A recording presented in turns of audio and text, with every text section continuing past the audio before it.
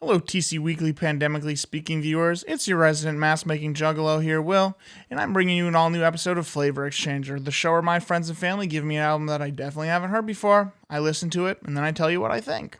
This week's album was suggested to me by my dad, and it brings us Maverick by George Thorogood and the Destroyers. The album was recorded in late 1984 and then released in early 1985 and produced under Terry Manning. The album's listed genre are blues rock and boogie rock.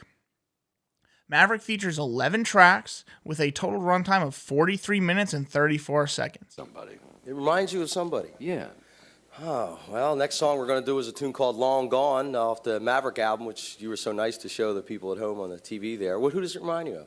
Reminds me of a fellow that used to duck walk and still does across the stage. He's probably the closest thing there is to the father of rock and roll. Chuck Crazy Legs Berry. Yeah. Did you have him in mind?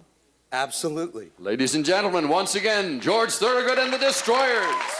I've always known who George Thorogood was, and I've heard some of his songs here and there, but I've never sat down and actually listened and absorbed an entire album start to finish from him. The top 5 notable tracks to me, just in order of playing, are track 1, Gear Jammer, track 2, I Drink Alone, track 3, Long Gone, track 6, Dixie Fried, and track 8, Memphis Marie. If I had to pick one definitive choice for my favorite song, it would definitely be Gear Jammer. Not only is it a good song on its own, it just gives me a lot of nostalgia of being younger and working on projects in the summer in the garage with my dad. And my dad and I have a really cool music relationship where he brought me up on a ton of good classic rock and metal and 80s music and all that jazz. And I've kind of rubbed off some of my music choice onto him as well, like the band Mushroom Head.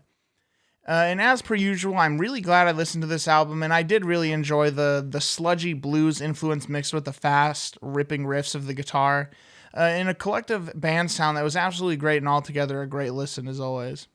And that concludes this week's episode of Flavor Exchanger.